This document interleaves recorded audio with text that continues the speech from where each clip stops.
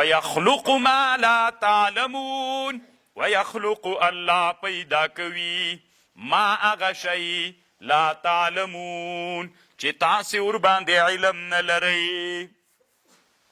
د روح الماني قربان سمه طالبانو هغه وخت کې نوي د ساینس علما را پیدا سوي د روح الماني زمانه کې یو جي کې نوې تیاره الوزولې ده لندن کې تیاره بیرته غورځېدلې ده د ابتدایي مرحلې دي. نو روح الماني داسې خوشحاله ده ورته چې ښه ده غورځېدلې دا دروغ وایي دا بیخي کېدلی نسي. قربان دې سمه کړه دا بس لکه دی موږ نن زمانې علما چې دي وایي نشي کېدلی. بیا طالبانو دا یخلق ما لا تعلمون کې وی جنت کې ښودلی وي دا جنت کې الله د شیان پیدا کوي چې تاسې ته. بیا دلته طالبانو په دویم ردونه کړي دی طالبانو دې نه تعبیر کوي یوه ډله ده دې ته علما د کشفیه ورته وایي دا ساینسدانان دی په کشفیه باندې یادوي دلته او د ابن عربي نه بیا نقل کړی دا اګرچې ډېر وضاحت یې نه ده کړی دی وایي الله پیدا کوي بعضې ابن عربي وایي چې الله به داسې مځکې پیدا کړي چې تر څو تاسې نه دي پیدا کړي. نو د هغې نومونه یاد کړي دي اردو سمسمه جابرسا جابلقا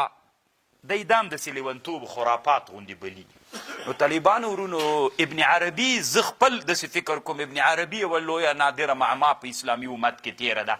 د ابن عربي په زمانه کې د امریکا او د انترکاتیکا او دا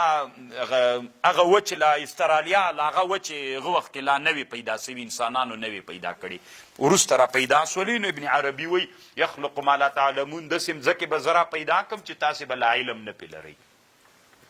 او نن عصر کې معاصر علما چې کوم تحقیق کوي لکه طنطاوي او دا نور علما دوی ټول وایي یخلق ما لا تعلمون نه مطلب دا ده الله به راتلونکې زمانه کې داسې مخلوقات پیدا کړي چې هغه به تاسې نه یي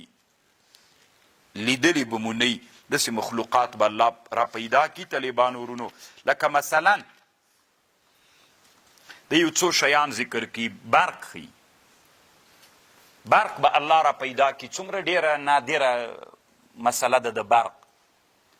او الله عز وجل به وروسته زمانه کې اوس مثلا چینایان دي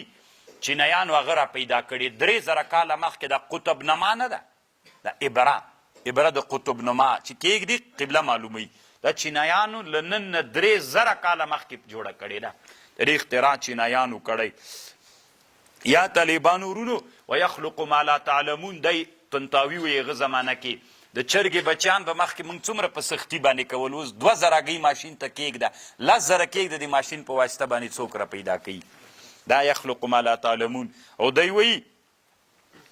چې هغه څه ده څه ورته وایي دا کامرې دنیا به داسې زمانه راسي دنیا کې چې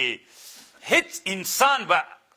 اعمال و کارونه به د انسانانو پټ نه ټول به مراقب کیږي او څارل کیږي به. نن طالبانو همغسې ده ټوله دا اوس آینده کې چې طالبانو کومې هغه را روانې دي افغانستان ته دا څه ورته وایي د تذکره الکتروني دا